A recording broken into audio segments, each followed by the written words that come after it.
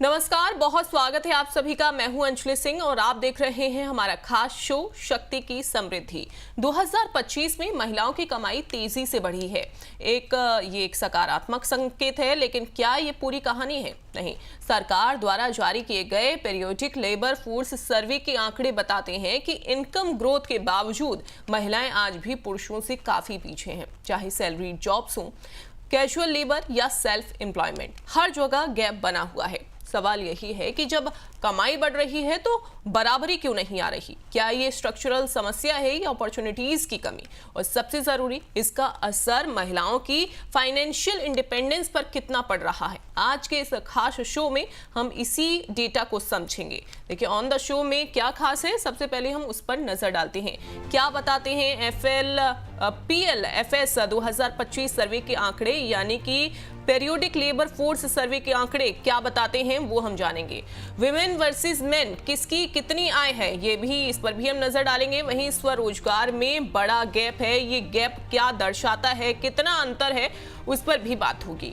वेतन भोगी नौकरियों का बढ़ता ट्रेंड, देखिए जो ट्रेंड है वेतन भोगी नौकरियों का वो बढ़ता है, क्या ये कहता है ट्रेंड, वो जानेंगे। ग्रामीण और शहरी इलाकों की तस्वीर आखिरकार कैसी है, क्या इस तस्वीर में किसी तरीके का कोई बदलाव जो है वो देखा गया है? वित्तीय स्वतंत्रता की आखिरकार हकीकत क्या है? कमाई बढ़ी लेकिन बचत नहीं, एक वर्किंग महिला का वित्तीय सफर जो दिखाता है असली चुनौतियां। देखिए, दिल्ली की रीना टेलरिंग का काम करती हैं। उनकी कमाई पिछले साल के मुकाबले बढ़ी है, लेकिन खर्च और अनिश्चित इनकम के कारण वो बचत नहीं कर पा रही हैं। सेल्फ एम्प्लॉयमेंट में होने के कारण उन्हें कोई फिक्स्ड सैलरी या सोशल सिक्योरिटी नहीं मिलती। कई बार काम कम होने से उनकी मंथली इनकम में काफी उतार चढ़ाव रहता है। इसके बावजूद उन्होंने SIP शुरू करने की कोशिश की, लेकिन इर्रेगुलर कैश फ्लो के कारण उसे जारी रखना मुश्किल हो जाता है। रीना की कहानी दिखाती है कि इनकम ग्रोथ के बावजूद फाइनेंशियल स्टेबिलिटी हासिल करना कितना चुनौतीपूर्ण है। तो देखिए, किस तरह इन चुनौतियों से निपटा जाए, क्या है इनकम ग्रोथ की असल सच्चाई, इन तमाम सवालों पर चर्चा करने के लिए हमारे साथ जुड़ रही हैं प्रोमोर फिनटेक की co founder and certified financial planner Nisha Sanghvi ji. Nisha ji, आपका बहुत स्वागत है। हेलो, हाय, कैसे हो? मैं ठीक हूँ मैम, आप कैसे हो मैम? एकदम बढ़िया मैम। सबसे पहले तो हम इसी कहानी पर नजर डालेंगे जो अभी हमने अपने दर्शकों को रीना की कहानी दिखाई। इससे सबसे पहले तो हमें क्या संदेश जो है वो मिलता है, क्या सबक हमें लेना चाहिए, जो कि रीना ने अपने जो कमाई है वो तो शुरू कर दी सेल्फ एम्प्लॉयमेंट होने की वजह से, लेकिन कहीं ना कहीं बचत में प्रॉब्लम आने लगी। SIP शुरू की तो उसमें भी प्रॉब्लम आने लगी, क्योंकि जो इनकम थी वो फिक्स्ड नहीं थी। करेक्ट। सो रीना की स्टोरी बेसिकली ये दर्शाती है कि इनकम ग्रोथ जब भी होती है वो अकेली काफी नहीं होती है फाइनेंशियल स्टेबिलिटी के लिए, क्योंकि आप कैश फ्लो को प्रेडिक्ट नहीं कर सकते। मतलब आप अंदाजा नहीं लगा सकते कि कैश फ्लो कैसे होगा। उसकी वजह से आप स्ट्रक्चर्ड प्लानिंग भी नहीं कर पाते हो, और सेविंग्स और इन्वेस्टिंग जो है वो कंसिस्टेंट नहीं हो पाता है, और उसमें मुश्किलात आती है। तो और ऊपर से जैसे अभी हम करंट सिचुएशन में हैं, मैनेजिंग वॉलेटिलिटी भी एक बहुत ही इम्पॉर्टेंट एक एस्पेक्ट है कि हम पैसे जब ज्यादा कमा रहे हैं तो उसको बेस्ट कैसे मैनेज कर सके। राइट। मैम, सेल्फ एम्प्लॉयमेंट में इतना बड़ा जो डिस्पैरिटी क्यों है, इसके पीछे का क्या रीजन है? तो सेल्फ एम्प्लॉयमेंट की जब हम बात करेंगे तो women face very limited access to capital. मतलब जो इमीडिएट हमें जो कैपिटल मिलना चाहिए, या हम पर जो भरोसा करके हमें जो कोई पैसा अगर देता है कि ये लो आपकी कैपिटल और आप बिजनेस शुरू कीजिए, वो कॉन्फिडेंस लेवल काफी कम होता है। इसलिए वहां एक सबसे बड़ी दिक्कत होती है। फिर है लोअर प्राइसिंग पावर के, जो हमें प्राइसिंग मिल जाती है, मतलब जो हम काम करते हैं उसके सामने जो हमें पैसा मिलता है वो काफी कम मिलता है कंपेयर टू मेन। और तीसरी चीज है कि जब हम स्केल करना चाहते हैं, ग्रोथ करना चाहते हैं, तो उसमें विमेन फेस मोर चैलेंजेस। तो आई थिंक, और जब ये 3 प्रॉब्लम्स आते हैं तो इसमें एब्सेंस ऑफ स्टेबल इनकम होती है, बेनिफिट्स जो है वो हमें पूरे नहीं मिलते हैं, सोशल सिक्योरिटी है वो भी हमारी अर्निंग्स को बहुत ही वॉलेटाइल और अनइक्वल बना देती है। तो कहीं ना कहीं क्या कॉन्फिडेंस, लैक ऑफ कॉन्फिडेंस की वजह से ही महिलाओं की, चूंकि आपने कहा कि ग्रोथ तो तेजी से बढ़ रही है लेकिन जो गैप है वो बना हुआ है, क्या ये कॉन्फिडेंस की वजह से या कोई और रीजन है कि गैप फिर भी बना हुआ है? मुझे ऐसा लगता है कि ये कॉन्फिडेंस की कमी नहीं है, दूसरों का कॉन्फिडेंस हम पर कम है, ऐसे हम अपने आप को कहते रहते हैं। इस वजह से ये डिस्पैरिटी जो है वो बनी रहती है, और ये सालों साल से है। तो अगर हम कमाना जानते हैं तो वो डिस्पैरिटी को, अगर किसी को हायर कर रहे हो, मैं एक एम्प्लॉयर हूँ, मैं किसी को हायर करती हूँ, तो मैं मेल टू फीमेल में डिस्पैरिटी कभी नहीं रखती हूँ। तो ऐसे हर किसी को वो चेंज लाना पड़ेगा। तो आई थिंक ये फर्स्ट स्टेप है टुवर्ड्स क्लोजिंग द गैप। बिल्कुल। एंड इस गैप को फुलफिल करना, यानी कि इस गैप को कम करना, वो कैसे पॉसिबल है, कैसे कम किया जा सकता है? क्या इसके पीछे भी क्या कोई ट्रिक्स हैं या कोई आप एडवाइस करना चाहेंगी कि ग्रोथ तो देखिए हो रही है महिलाओं के इनकम में, लेकिन वो गैप जो है वो एज कम्पेयर टू मैन, वो कहीं ना कहीं हम देख रहे हैं काफ़ी ज़्यादा है। मुझे ऐसा लगता है कि बीइंग अ वुमन, हम मांगना नहीं जानते हैं, राइट? हम नहीं कहना चाहते कि मुझे टेबल पे जगह चाहिए। अगर टिपिकली कोई प्रेजेंटेशन चल रही है तो हम चुप बैठते हैं। तो जहां पर वुमन टू वुमन बात हो रही है तो हम एक दूसरे को सपोर्ट नहीं करते, और मेन जो होते हैं वो तुरंत एक दूसरे को सपोर्ट करके पुश भी कर लेते कि भाई तुम कर ले।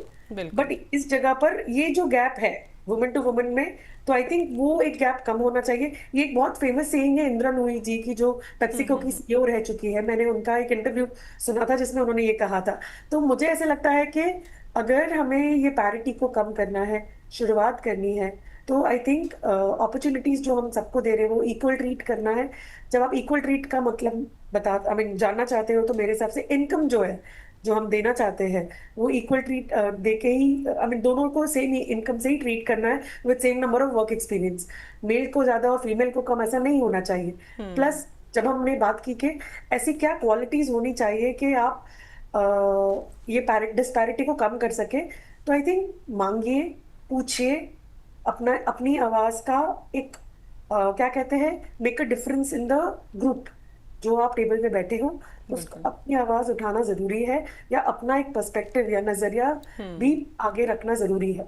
बिल्कुल, अपना पॉइंट ऑफ व्यू बताना बहुत ज़्यादा ज़रूरी हो जाता है, कन्वर्सेशन करना बहुत ज़्यादा ज़रूरी हो जाता है, बजाय इसके कि आप चुपचाप जो है वो आप बैठे रहें। मैम, क्या सैलरीड जॉब्स महिलाओं के लिए गेम चेंजर बन सकती है? आई थिंक सैलरी जॉब जो है, टू स्टार्ट विथ बहुत बढ़िया हो सकता है, क्योंकि उससे इनकम स्टेबिलिटी मिलेगी, बेनिफिट्स मिलेगी, सोशल सिक्योरिटी की, और आप प्रेडिक्ट कर पाओगे अपने इनकम को, जिससे कि आपकी फाइनेंशियल प्लानिंग थोड़ी इजी हो जाएगी। लेकिन लॉन्ग टर्म ग्रोथ उस पर डिपेंड करेगा कि आप कंटिन्यूस अपस्किलिंग कैसे करते हो, नई टेक्नोलॉजी, नई चीजें कैसे सीखते हो, और कैसे वर्कफोर्स में कंसिस्टेंट और डिसिप्लिन रहते हो। बिल्कुल राइट।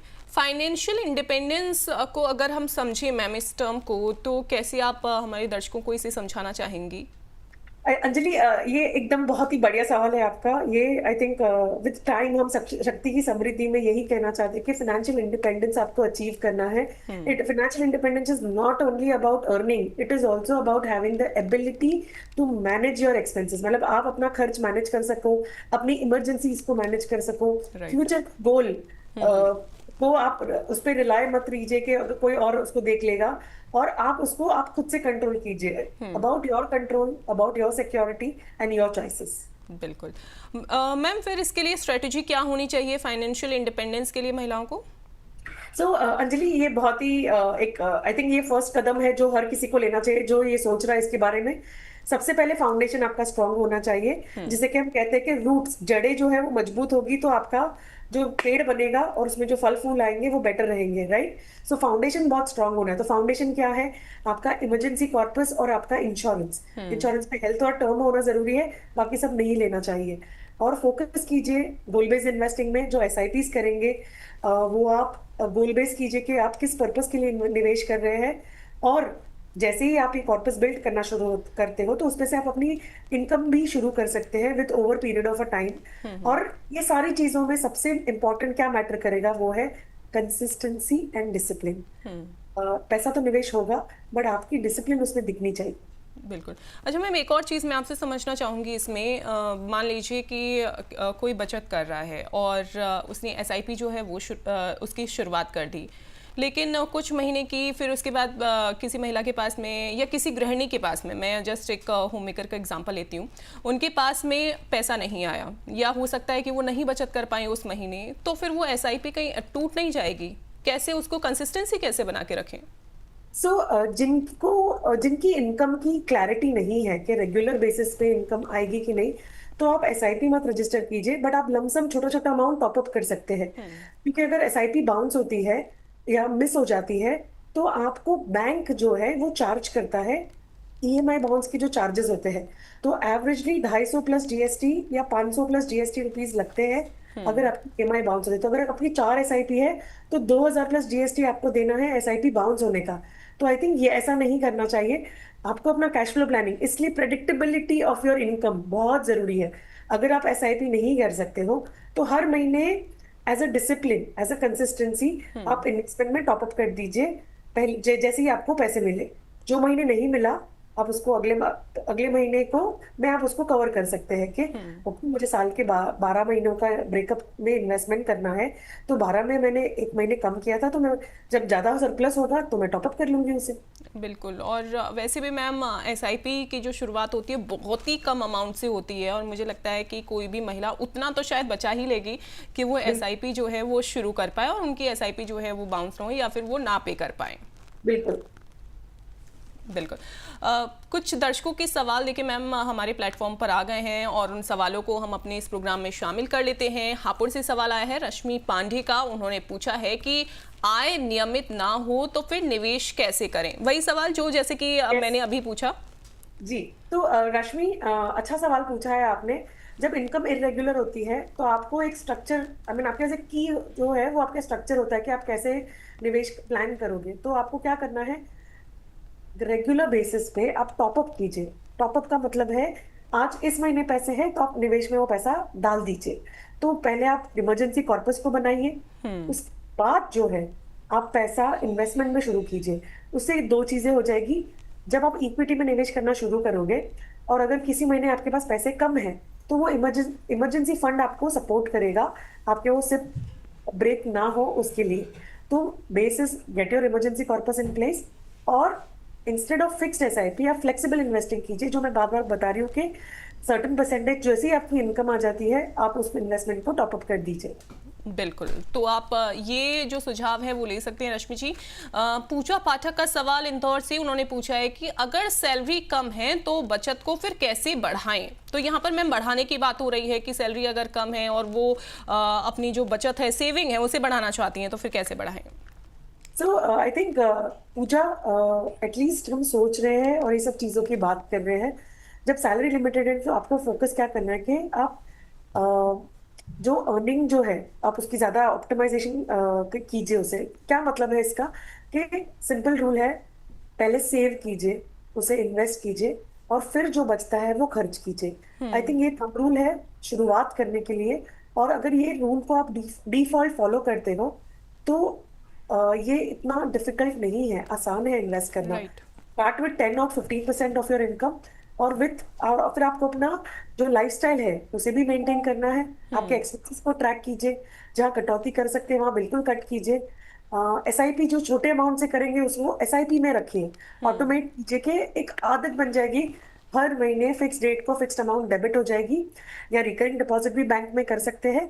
और over a period of time ये कंसिस्टेंसी, डिसिप्लिन जो है वो बहुत मैटर करता है, इवन मोर देन लाइक आपने जो छोटे अमाउंट से शुरुआत की थी उसके लिए। बिल्कुल। एसआईपी की हम बात कर रहे हैं और एसआईपी का भी आपने जिक्र किया मैम, उसी से जुड़ा हुआ अगले कॉलर का सवाल हमारे पास आया है। मुंबई से सवाल है दर्शक का, साक्षी सिन्हा है। इन्होंने पूछा है क्या कम आय में एसआईपी करना संभव है?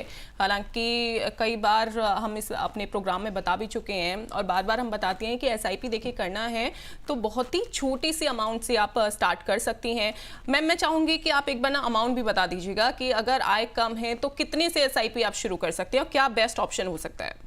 ठीक है साक्षी, आई थिंक इनकम कम होना ये कोई बुरी बात नहीं है। कहीं शुरुआत कर रहे हो तो इनकम शायद कम होगी, और जब आप निवेश कर रहे हो तो शायद हाँ निवेश करते वक्त आप छोटे अमाउंट से कर सकते हो। उसके मल्टीपल रीजन हो सकते हैं। तो आप देयर इज समथिंग कॉल्ड छोटा एसआईपी, मतलब 100 रुपए की एसआईपी आप से शुरू कर सकते हो। 100 रुपए आजकल अगर आप 2 फ्रेंड्स मिलके समोसा और चाय खा पी लेते हो तो उतने पैसे लग जाते हैं। राइट। तो अगर आप हर दिन करते हो तो एक महीने में एक दिन कम कीजिए और वो 100 रुपए की सिप कीजिए। एंड सी जो है 500 रुपीज की सिप भी हो सकती है। सो शायद ऑल म्यूचुअल फंड कंपनी 100 रुपए की सिप ना करे, बट 500 रुपए की SIP most of the mutual funds करेगी ही करेगी। आप उसमें निवेश करना शुरू कर सकते हैं। बिल्कुल। और कहा तो ये जाता है कि स्टार्टिंग जो होती है सिप की वो 100 रुपये से होती है, लेकिन जैसा कि मैम ने कहा कि आप कोशिश करिए कि 500 रुपये से इसकी जो शुरुआत है वो कर सकते हैं। और देखिए 500 रुपये बचाना बहुत ज़्यादा कोई ज़्यादा बड़ा काम नहीं है, बहुत मुश्किल काम नहीं है। 500 रुपये आप बचा के अपनी जो सिप है वो शुरुआत उसकी कर सकते हैं। देखिए अगर आपके मन में कोई सवाल है, कैसे आप अपना सवाल पूछ सकते हैं वो आप जान लीजिए। बहुत ही आसान सा तरीका है हमारे शो में जुड़ने का और अपना सवाल देखिए हमसे पूछने का। आपको करना बस इतना है, आपको अपना मोबाइल उठाना है, शक्ति की समृद्धि हमारा ये कार्यक्रम है, शक्ति आपको व्हाट्सएप पर टाइप करना होगा और उसके बाद अपना सवाल जो है वो भेज देना है 9354027995 पर। इसके अलावा आप यूट्यूब के जरिए, फेसबुक के जरिए, एक्स हैंडल के जरिए भी अपना सवाल हम तक पहुंचा सकते हैं। आपके सवालों को हम अपने इस प्रोग्राम में जरूर शामिल करेंगे। अब चलते हैं अपनी सहयोगी अभिलाषा पाठक के पास, जो रोजगार की दुनिया में जेंडर गैप से जुड़ा हुआ इंटरेस्टिंग डेटा आपके लिए लेकर आई हैं। शुक्रिया अंजलि। और आइए अब आपको कुछ अहम डेटा की ओर हम ले चलें, जैसे कि PLFS के जो आंकड़े हैं 2025 के महिलाओं की आय को लेकर, उससे जुड़ी हुई कुछ डेटा हम आपको दिखा रहे हैं। महिलाओं की आय में बढ़त, पुरुषों से बेहतर प्रदर्शन, ये एक बहुत ही सकारात्मक डेटा आप कह सकते हैं। जो आप देखेंगे जब सैलरीड जॉब्स में आप महिलाओं को देखेंगे तो 7.2% की एक बढ़ोतरी नज़र हमको आ रही है, और पुरुष जहां पर बढ़ोतरी के मामले में सिर्फ 5.8% दिख रहे हैं। वही जब सेल्फ एम्प्लॉयमेंट की बात हम करते हैं, जिस पर सरकार का भी बहुत ज़्यादा फोकस है कि महिलाएं खुद आत्मनिर्भर बने, इसमें देखिए जो डाटा है वो बहुत ही सकारात्मक है। 8.8% की बढ़ोतरी पर महिलाएं दिख रही हैं, यानी कि खुद आत्मनिर्भर हैं, सेल्फ एम्प्लॉयड है महिलाएं। और यहाँ पर पुरुष पीछे रह जाते हैं, केवल 8% जो है वो बढ़ोतरी उनकी सेल्फ एम्प्लॉयमेंट में दिखती है, यानी कि महिलाएं इस मामले में पुरुषों से आगे दिख रही हैं। जब कैजुअल लेबर की हम बात करते हैं, बहुत सारे लेबर जॉब जो कि महिलाएं करती हैं, उसमें हमेशा ये शिकायत होती थी कि महिलाओं को बहुत ही अंडर वेज रखा जाता है, कम दिया जाता है। यहाँ पर एक बहुत ही बढ़िया आपको डेटा दिख रहा है, 5.4% यानी 5.4% की बढ़ोतरी हमें देखने को मिल रही है कैजुअल लेबर में भी, जबकि पुरुष यहाँ पर घटते हुए दर में माइनस में नजर आ रहे हैं। 0.2% उनका ये आंकड़ा बता रहा है, यानी कि कोई बढ़ोतरी नहीं हुई है उनके पेमेंट में, यानी कि आय में जो है वो बढ़त महिलाओं की दिख रही है पुरुषों से बेहतर। ये एक बहुत ही सकारात्मक तस्वीर अब देखने को मिल रही है। कुछ और आंकड़ों की तरफ अगर हम बढ़ें तो ये आप देखिए, आय बढ़ी लेकिन अंतर नहीं घटा। यही पर जो कैच है वो आपको समझना होगा कि जो एम्प्लॉयमेंट टाइप है वो देख लीजिए, सैलरीड जॉब्स है, कैजुअल लेबर है और सेल्फ एम्प्लॉयमेंट है। इसमें जब हम महिलाओं के अर्निंग की बात करते हैं तो सैलरीड जॉब्स में जहां महिलाएं 76% पर दिख रही हैं, वहीं कैजुअल लेबर में वो 69% पे नज़र आ रही हैं, और सेल्फ एम्प्लॉयमेंट के मामले में सिर्फ और सिर्फ 36% महिलाएं ही दिख रही हैं। अगर अब इसको पिछले साल से अगर हम तुलना कर लें, प्रीवियस ईयर कंपैरिजन देख लें, तो सैलरीड जॉब्स में ये लार्जली अनचेंज्ड दिख रहा है। वही बात जो हमने अंतर की कि अंतर तो नहीं घटा है अभी तक। वही कैजुअल लेबर में ये इम्प्रूव्ड फ्रॉम 66% 2024 यानी 2024 के आंकड़ों से कुछ सुधार जो है वो कैजुअल लेबर में देखने को मिल रहा है। महज आप कह सकते हैं कि 3% का फर्क नजर आ रहा है कि बढ़ोतरी हुई है, इंप्रूवमेंट है। वही जब आप सेल्फ एम्प्लॉयमेंट की बात आती है तो सेल्फ एम्प्लॉयमेंट में हमें एक बहुत बड़ा गैप नजर आ रहा है, बड़ा अंतर देखने को मिल रहा है पुरुषों के मुकाबले। सिर्फ सेल्फ एम्प्लॉयमेंट के मामले में जो महिलाओं की जो अर्निंग है वो सिर्फ 36% है। तो आय जो है वो महिलाओं के कम है आंकड़ों में जब हम देखते हैं, लेकिन हाँ, जो पहले एक सकारात्मक तस्वीर मैंने आपको दिखाई कि ये बढ़ोतरी की तरफ है, लेकिन ये बढ़ोतरी कितनी होनी चाहिए कि इस अंतर को हम पाट सकें, ये बहुत ही अहम है, क्योंकि महिलाओं का बहुत ही महत्वपूर्ण योगदान है हमारे देश की इकोनॉमी में। ये आंकड़े जो हैं, ये अंतर जो है जितना कम होगा, महिलाओं का उतना ही हम कह सकते हैं कि उनकी बेहतरी भी होगी और शक्ति जो है वो महिलाओं की बढ़ेगी, सशक्तिकरण ज़्यादा से ज़्यादा आर्थिक तौर पे उनका होगा। अंजलि, बहुत शुक्रिया अभिलाषा इस डेटा के लिए, जो इंटरेस्टिंग डेटा आप हमारे दर्शकों के लिए लेकर आई हैं। मैम का रुख कर लेते हैं। मैम, अभिलाषा ने अभी जो डेटा बताया उसमें हमने देखा कि महिलाओं की जो आय है, जो इनकम ग्रोथ है, वो तो कहीं ना कहीं बढ़ रही है एज कम्पेयर टू मैन, लेकिन अगर हम बात करें जो अंतर है वो नहीं घटा है। उसके पीछे का क्या रीज़न है? और अगर हम बात करें इस डेटा से भारत के लेबर मार्केट की कौन सी बड़ी तस्वीर जो है वो आप देख रही हैं या सामने आती है? सो आई थिंक ये जो डेटा है वो क्लियरली बता रहा है कि वुमेन इन वर्कफोर्स परसेंटेज बढ़ रहा है।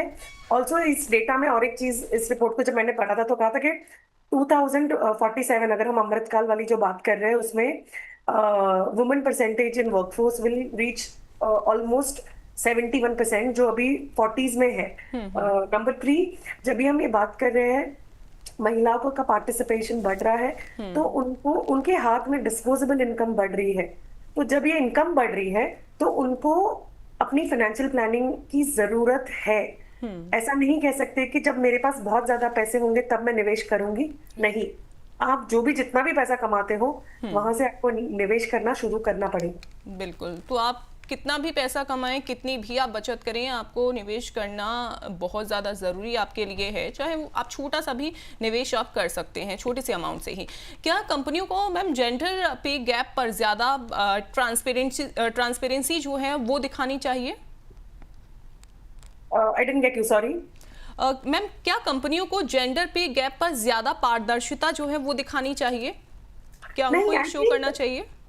नहीं, मुझे ऐसा लगता है कि हम ये क्या बोलते हैं, इसे हमें ज्यादा यूज करने की जरूरत नहीं है, बट हमें ये याद रखना है, खुद को रिमाइंड करना है कि if I am a woman I should ask, if you don't ask you will not get it. और फिर हम कंप्लेन नहीं कर सकते कि भाई हमें पैसा कम मिल रहे हैं या there is a disparity between men and women.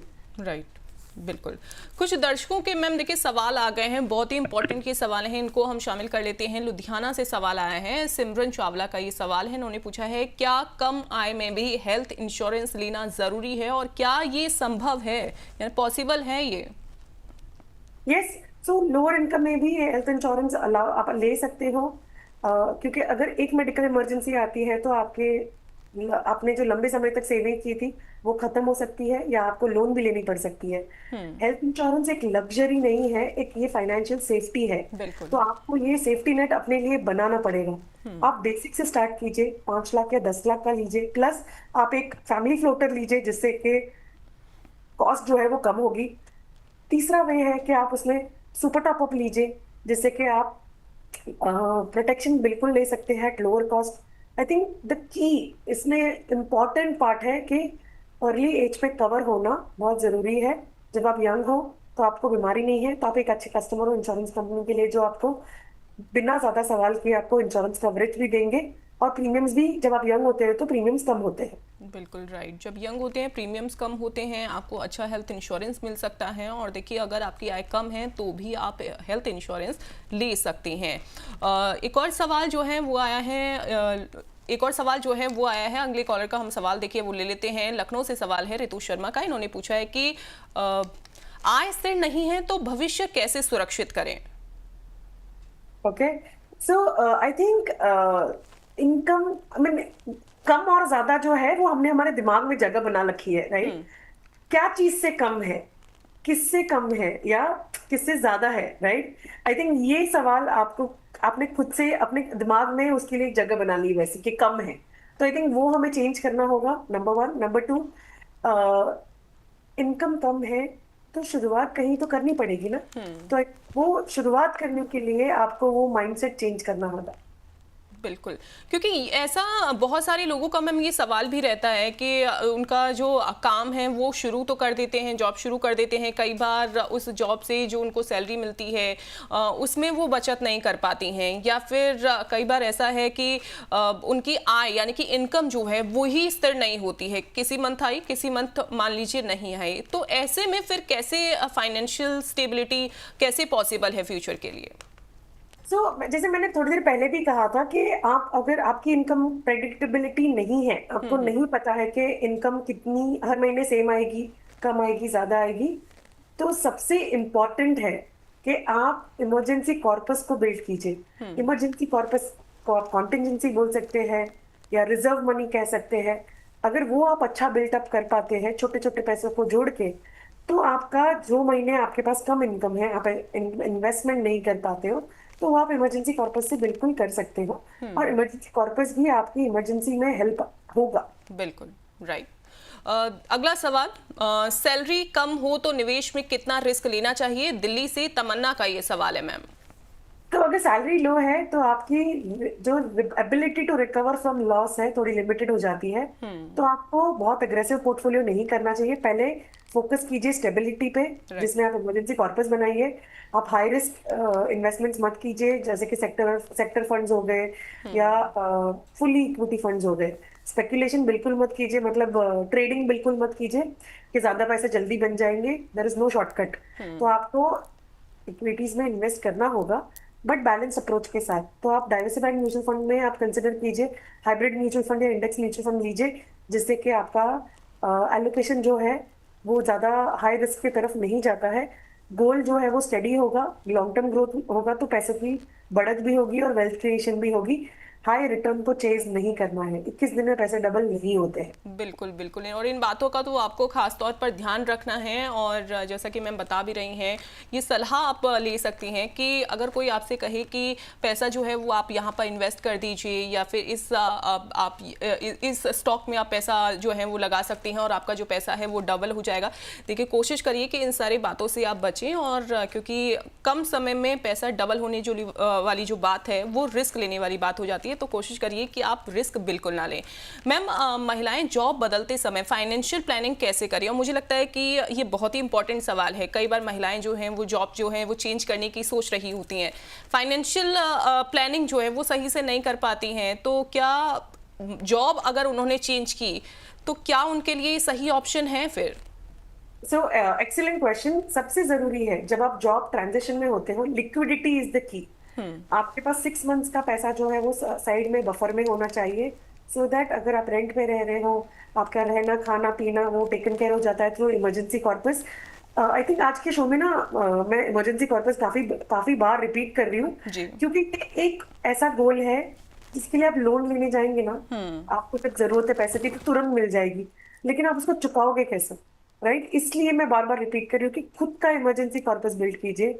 Major financial commitment, कोई बड़ा कमिटमेंट मत लीजिए, कोई ईएमआईज को रनिंग मत रखिए। अपना हेल्थ इंश्योरेंस, क्योंकि 90% ऑफ द पीपल खुद से पॉलिसी नहीं खरीदते हैं, कहते हैं कि मेरी कंपनी का है। अब जब नौकरी नहीं रही तो कंपनी का इंश्योरेंस नहीं होगा, तो आपको हेल्थ इंश्योरेंस खुद का होना जरूरी है, उसे रिव्यू कीजिए। प्लस जब भी जॉब शिफ्ट कर रहे हैं तो ईपीएफ ट्रांसफर यूएएन नंबर से होता है। एक इंसान का एक आधार नंबर जैसे होता है, वैसे एक यूएएन नंबर ही होता है फॉर ईपीएफ। तो ईपीएफ ट्रांसफर के वक्त भी आपको जानकार रहना है और न्यू एचआर को बताना है कि आपको अपना ईपीएफ ट्रांसफर करना है।